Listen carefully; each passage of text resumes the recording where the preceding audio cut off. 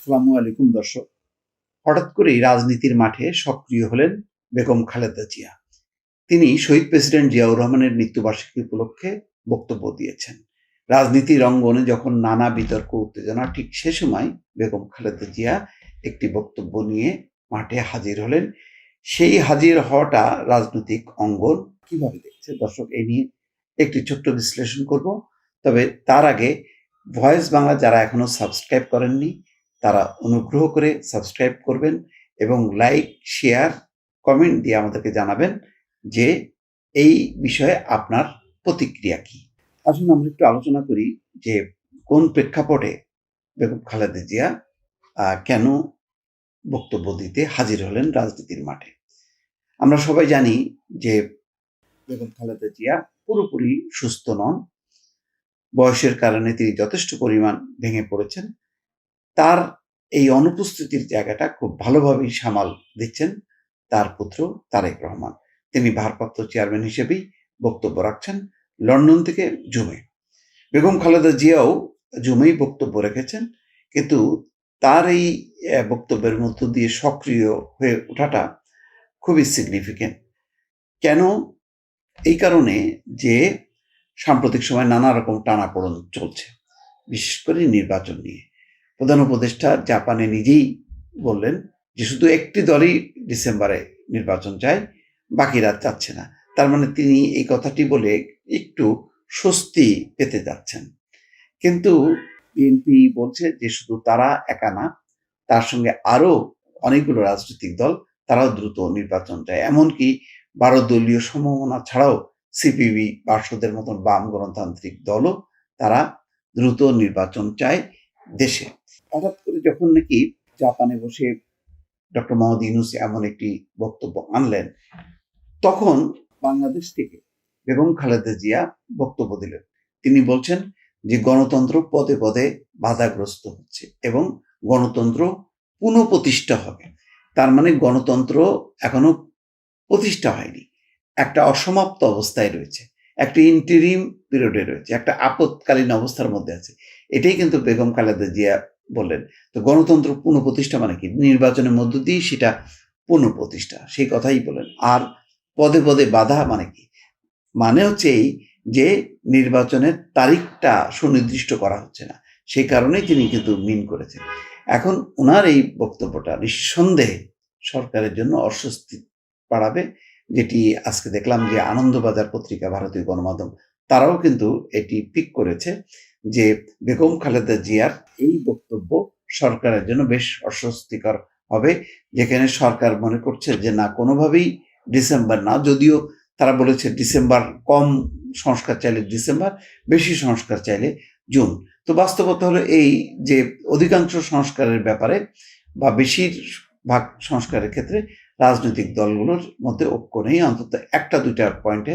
সেটা হচ্ছে যে নির্দলীয় নিরপেক্ষ ব্যবস্থায় নির্বাচন, সেইটার ব্যাপারে সবার ঐক্যমত্য আছে। এখন স্বাভাবিকভাবেই যে আলাপ আলোচনাগুলির মধ্যেই বোঝা যাচ্ছে যে রাজনৈতিক দলগুলো কম সংস্কার চাচ্ছে। তো কম সংস্কার যদি রাজনৈতিক দলগুলি চেয়ে থাকে এবং তারা যখন বলে যে ডিসেম্বরের মধ্যেই নির্বাচন এবং তাদের সঙ্গে সুর মিলাচ্ছে যখন আরো অনেকগুলো নিবন্ধিত অনিবন্ধিত রাজনৈতিক দল, তখন ডক্টর মোহাম্মদ ইউনূসের বক্তব্য কি হওয়া উচিত? যে পুরো বিষয়টা তারা বিবেচনা করে তারা খুব শীঘ্রই অ্যানাউন্সমেন্ট দেবে। কিন্তু শুধুমাত্র ডক্টর মোহাম্মদ ইউনূস একটা বিষয় নিশ্চিত হলেন যে না, রাজনৈতিক দলগুলো তার পদত্যাগ চায় না। এই নিশ্চিতটা হয়েই তিনি কিন্তু আর বাকি আলোচনাগুলো, নির্বাচন, বিচার, সংস্কার, এর কিন্তু ধারে কাছে গেলেন না। এখন এনসিপি এই সুযোগে বলছে যে না, সংস্কার এবং বিচারটা খুব জরুরি, নির্বাচনটা হচ্ছে তারপরের ধাপে।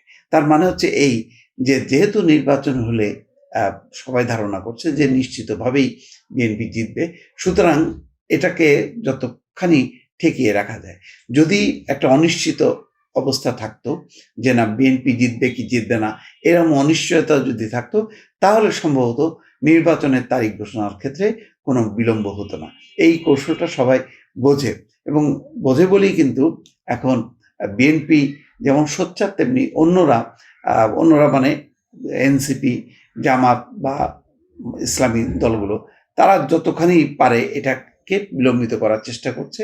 অনির্বাচিত একটা অবস্থার মধ্যে তারা যার যার অবস্থান একটা তারা ভাগ বটরার মধ্যে থাকতে পারে, কিন্তু একটা দল যদি নির্বাচিত হয়ে যায়, সরকার গঠন করে, তখন সে তার মতন করে পলিসি অ্যাপ্লাই করবে। তখন অন্য দলগুলোর অবস্থানটা গৌণ হয়ে যায়। এই যে গৌণ হয়ে যায়, এই শঙ্কায় তারা নির্বাচন চাইছে না। এটা মানে বুঝতে কোনো রকেট সায়েন্সের দরকার নেই, এটা খুব সহজভাবেই বোঝা যায়। কিন্তু বিষয়টা হলো, এখন ডক্টর মোহাম্মদ ইউনূস কাকে ফেস করবেন? তারেক রহমানকে নাকি খালেদা জিয়াকে? এটা কি সম্ভব? বেগম খালেদা জিয়ার যে জনপ্রিয়তা আছে, যে জনভিত্তি আছে, তারেক রহমানের যে সাংগঠনিক অবস্থান তার পক্ষে আছে, এগুলো যদি তারা সত্যিকার অর্থে মাঠে নামে, তাহলে আওয়ামী লীগের অনুপস্থিতিতে, যেহেতু আওয়ামী লীগ নেই, অন্তর্বর্তী সরকার সে যে কাঠামোর উপরে মানে শাসন ক্ষমতা পরিচালনা করছে, এই কাঠামোগুলো কি তার পক্ষে খুব প্রতিরোধের ক্ষেত্রে, বিএনপির মতন একটি জনপ্রিয় দলকে প্রতিরোধের ক্ষেত্রে খুব মানে সক্ষম হবেন? বিশ্লেষকরা মনে করেন যে না, কোনোভাবেই সম্ভব হবে না। এবং যতই বলুক না কেন এনসিপি যে দরকার হয় আবার মানে ছাত্র জনতাকে মাঠে নামবে, কিন্তু সেই ছাত্র জনতা এটা বারে বারে নামে না, তারা ইতিমধ্যে বাড়ি চলে গেছে। ফলে এনসিপির কথায় এখন আর জমায়েত হবে না। তাহলে উপায় কি?